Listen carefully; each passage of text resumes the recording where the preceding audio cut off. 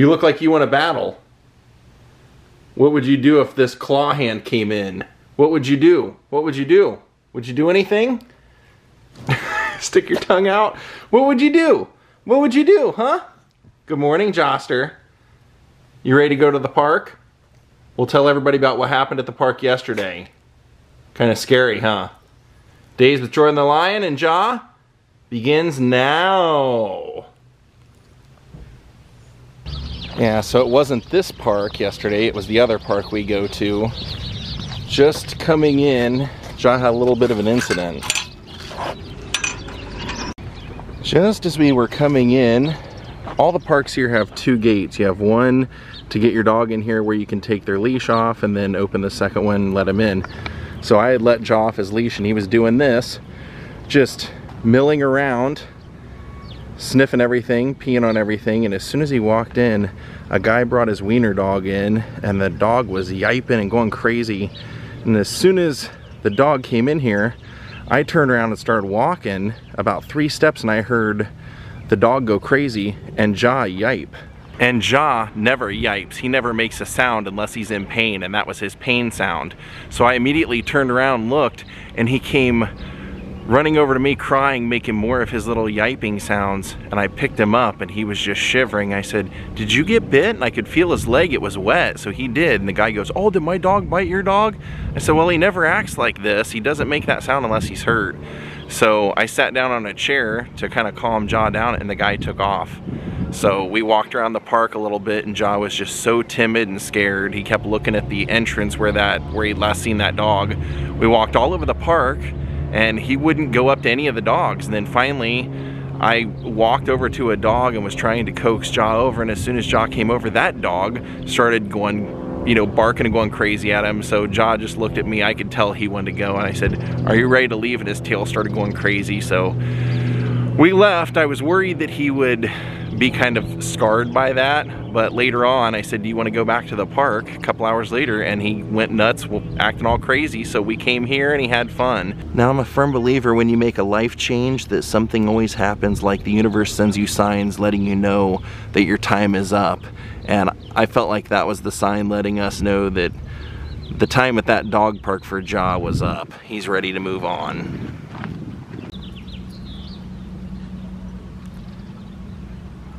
After today's vlog, I think I'll only be making one more vlog in Los Angeles before we go.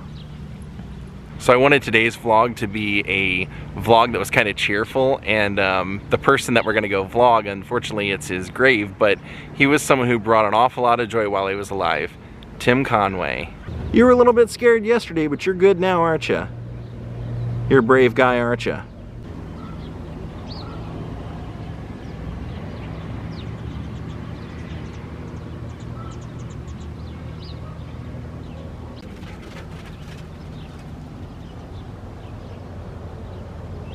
And since I found out about Tim Conway through reruns of the Carol Burnett show, while we're out there, I'm actually going to show you where I was told Carol Burnett's going to be buried. Are you trying to tell me you're ready to go? You're ready to go home? There's the federal building off to the right. We were just there for the Defending Your Life vlog. The other side of it, anyway. It's actually the passport office, that side we were on. So we're making that right up here where the parking sign is. Easy to miss. Easy to miss, that is for sure. This is also where Marilyn's buried. For people wondering why they always see me wearing a face mask on videos in cemeteries in Los Angeles, this is why. Here is Don Knotts' grave, mentioning him in a lot of movies with Tim Conway. And he has a great headstone, look at that. Really captures his entire career.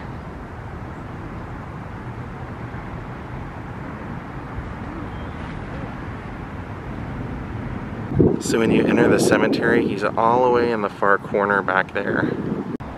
And you see a lot of people along the way. I mean, right here is little Heather O'Rourke from Poltergeist, Jackie Collins. Right next to Jackie's Truman Capote. So Marilyn is just to the left over here, right around the corner, and we're going back here. We'll visit Marilyn on the way.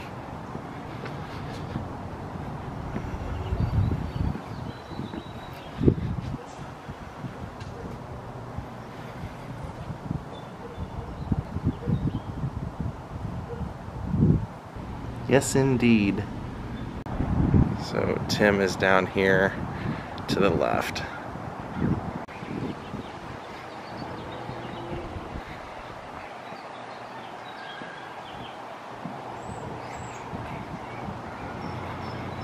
And there he is.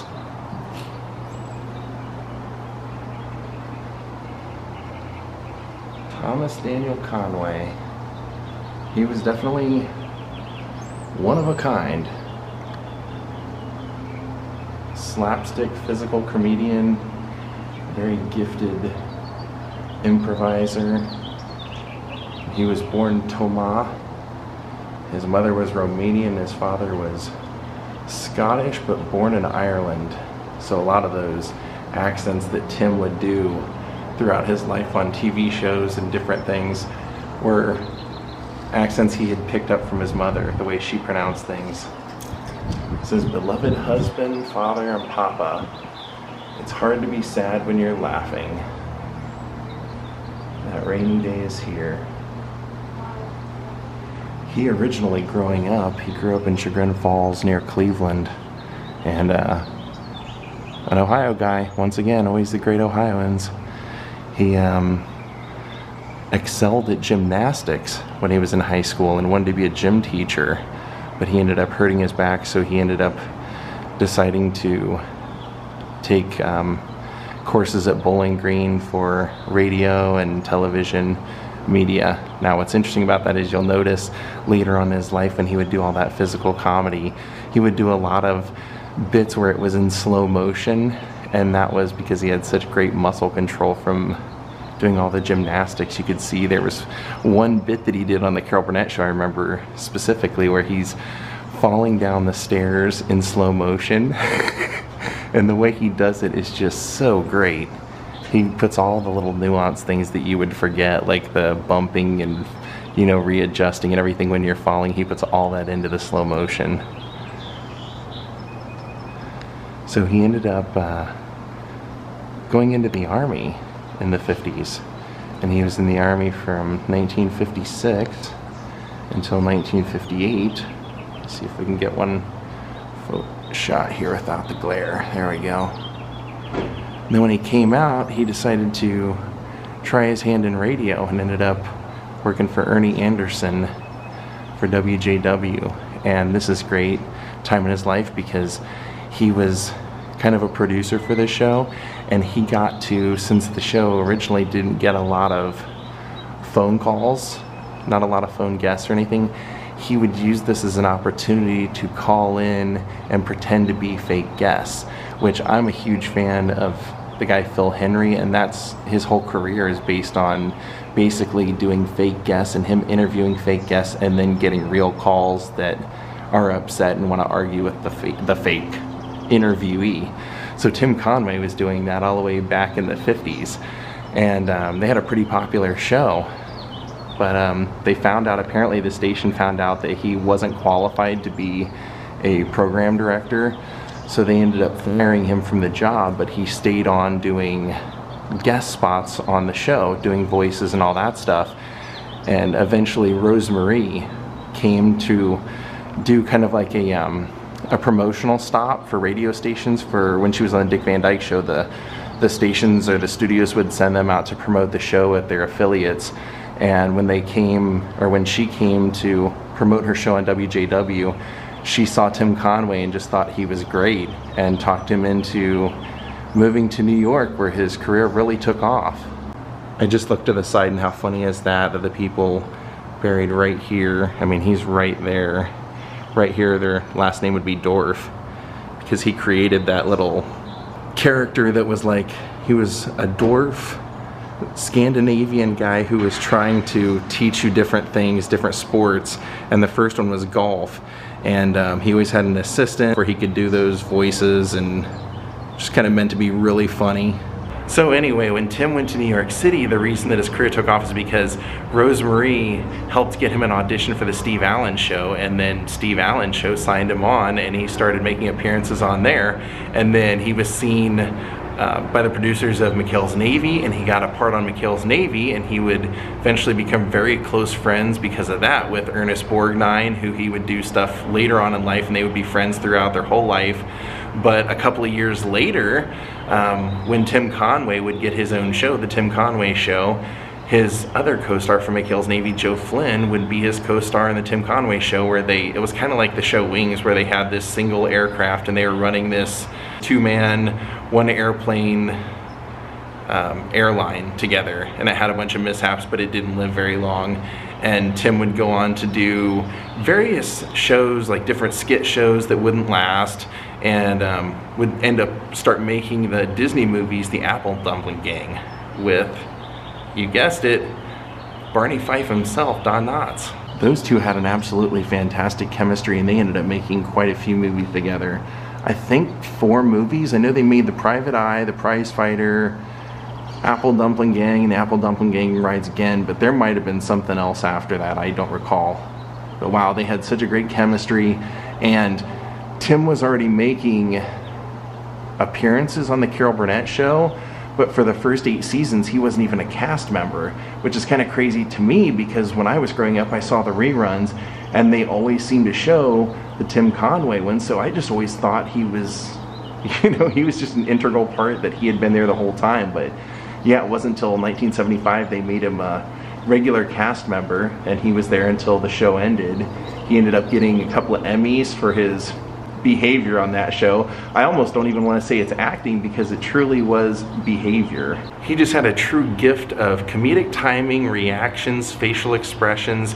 He could take things, you know, he could take a script that was 1 page long and extend it into 6 or 7 minutes. I mean, I remember, you know, seeing most of the bits that he would do, it was all physical comedy. It was him doing things, slowing things down. I remember one of my favorites is the time that he was the fireman, and Harvey Korman's like, "You have to give me mouth-to-mouth resuscitation, it's the only way." And Tim Conway gets this really, you know, bewildered look like, like that. And then when he goes to do it, he repositions his arm the way as if you were doing like a real caressing moment to a woman for a very like sensual moment. He does that to him, and you see Harvey Korman break up laughing. And I think that's one of the fun things about watching those shows too, is that, you know, this was a show they were taping live before an audience, and they were trying to not laugh, but Tim Conway was trying to make people laugh. He knew how funny he was, and he would do different things when he was on screen or on stage with them, eye contact to try and bust them up. And one of the most famous is Harvey Korman in the dentist chair, where Tim Conway accidentally stabs his hand with the needle of Novocaine, and then he also stabs his leg, and he's trying to do this skit without the use of his hand, and Harvey Korman starts laughing so hard you actually see him cross his legs, and he says in interviews, "That was because I peed my pants." It was probably the first time ever that someone had peed their pants live on television because Tim Conway was that funny. And then if you look up The Elephant Story, there just became a running thing where Tim would be so funny that you would always see the other cast members just immediately look down, and they would look down so you couldn't see them laughing. I remember watching That Elephant Story, and you see everybody on the couch's head at the camera, and he's still telling that story, and you can just see their shoulders moving because they're looking down laughing so hard at him. When I mentioned he could really make something out of nothing, one of my favorite skits that he ever did was where he was trying to sleep and there's a bee buzzing around, or like a fly buzzing around his room, and so for the whole thing he's fighting this thing off, trying to get it outside, and he finally gets it to go outside, and when he lays down to rest he hears a knock at the door.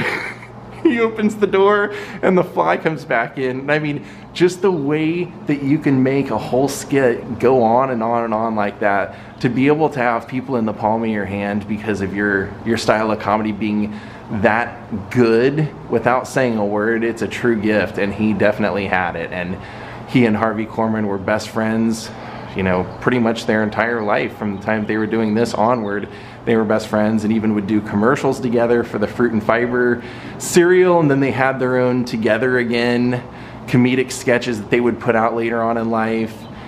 Tim Conway worked a lot. I mean, he was, you know, he was just one of those guys. He had such a great voice and could do all those off-the-cuff characters that eventually he was doing SpongeBob SquarePants, and he was doing more kids movies like Air Bud and all that stuff. So he had a long career. Just unfortunately, I believe he, later on in his life, the last years, he had or was suffering from a pretty bad case of dementia. What a great career he had. Great Tim Conway. And the reason that he changed his name to Tim, he did that very early on, is because there was already a singer named Tom Conway. And he figured by going by Thomas or Thomas or Thomas or however he would decide to do his name, no matter how he did it, he was probably going to be confused for Tom Conway, so he just changed it to Tim.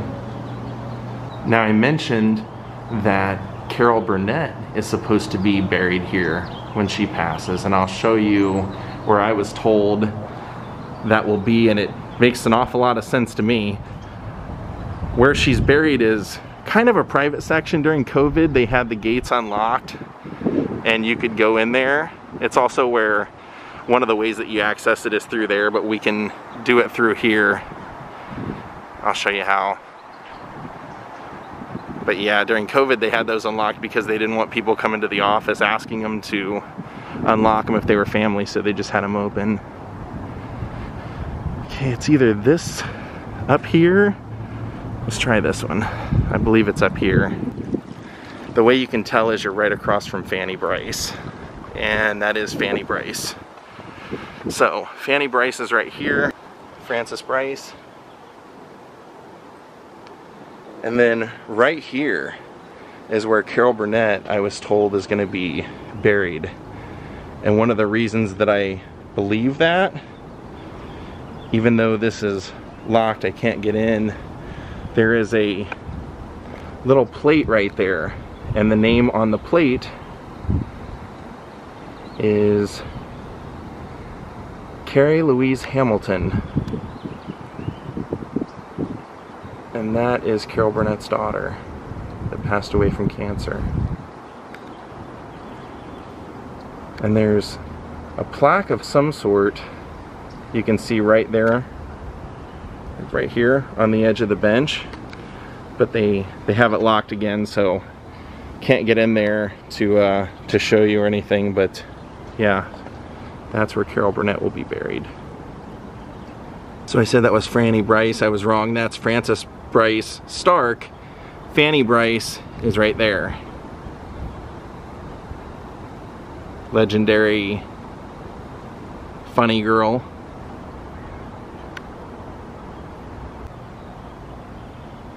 So that's where Carol Burnett will be. Harvey Korman's buried in Santa Monica, and I'll show you some of the people that are right out front, kind of a celebrity row right where we walked past.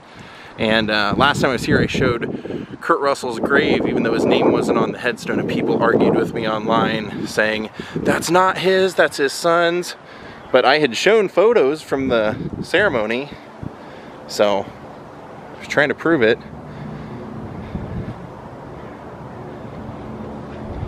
Erwin Winkler,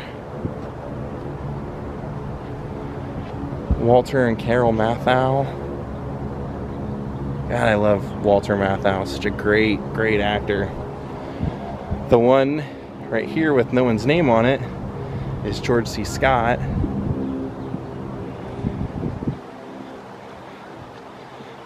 And as you can see, I wasn't lying, Kirk's name has now been added.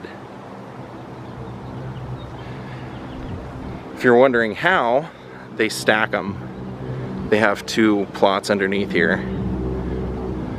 And if you go right here around the corner from Kirk Douglas, right over here is Karl Malden.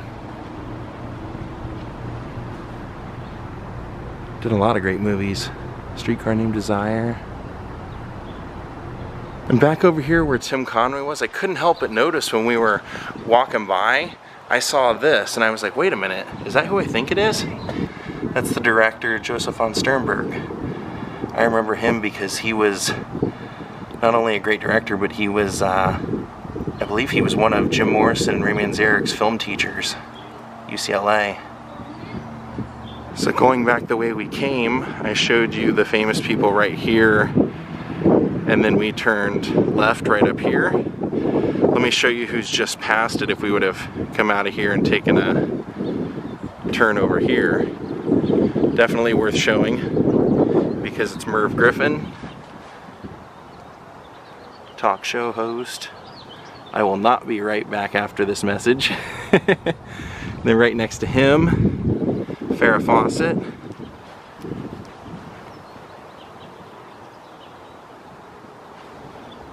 And then just past here, Rodney Dangerfield. We've been here many times, so I've shown a lot of people buried out here. Everyone from Betty Page to Roy Orbison, his secret grave, Frank Zappa, Dorothy Stratton, including Paul Gleason, who was the principal on Breakfast Club, and he was also Beaks in Trading Places, right next to Carl Wilson from the Beach Boys, who sang God Only Knows. And speaking of Wilsons, let me show you one I've never shown before. Back in where we came, looking for Carol Burnett. Oh, here's James Coburn, while we're looking for the one that I brought you in here for. So from James Coburn right here, we came in right here. Right over here is what we're looking for. I had never noticed this before. Then I was thinking, where is she buried? And I looked it up one day and I go, oh, I've been there many times. Audrey Wilson says, the original surfer girl. We carry you in our hearts. That was Brian Wilson and Carl Wilson's mom, Dennis Wilson, the mother of the Beach Boys. Sorry about the tree creating that shadow, but you'll have to take my word for it. So if James Coburn's bench is right there, this bench belongs to Miss Peggy Lee. And then I believe I was told that Dear Darling was Keanu Reeves' baby. I don't know who he is, but that's a hilarious headstone. Fine actor, weather permitting. And there's one more I don't want to leave without showing because I haven't shown her that many times in past vlogs. And it's right here where the flowers are.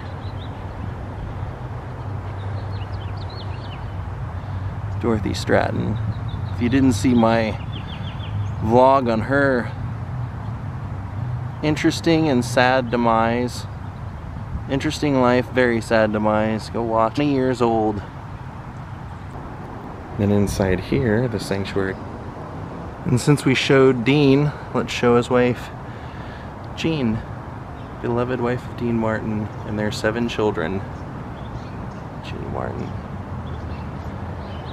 And he was right over there. And then I didn't want to leave without doing this one. Sanctuary of Tranquility. Definitely worth being remembered right here. One of the greatest drummers of all time. Some would argue the greatest. Buddy Rich. Wow. Gene Krupa, Buddy Rich, I think those are legendary names that are worth remembering. Look, lipstick print on there. And it's been a long time since I've shown this one too. Natalie Wood Wagner. Natalie Wood. More Than Love, it says. Beloved daughter, sister, wife, mother, and friend. Now we're gonna go up here and I'll show you a couple of people over here and then we are gonna take off. These are some important ones. We can't not do these. Like Jack Lemmon.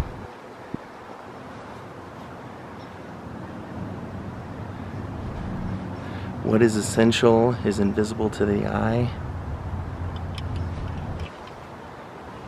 And then right next to him, Carroll O'Connor and his family. Archie Bunker. Then over here we have Billy Wilder. Some Like It Hot. I'm a writer, but then nobody's perfect. There's his wife, Audrey. I'm right here, Billy. And then right over here, Peter Falk, Columbo.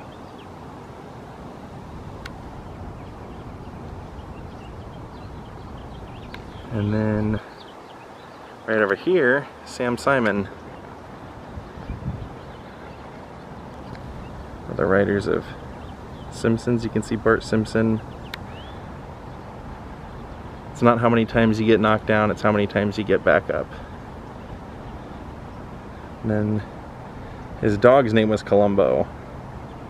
So you can see Columbo's name is on there. Alright, well I guess we did a little bit more than just Tim Conway today. I hope you enjoyed this one. Well, thank you my friends for watching. I meant to make this all about Tim Conway, but I just, you know, there were so many people buried there, I figured we should include them.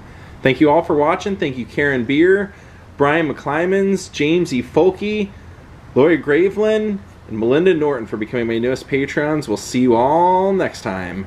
Have a great night, and goodbye.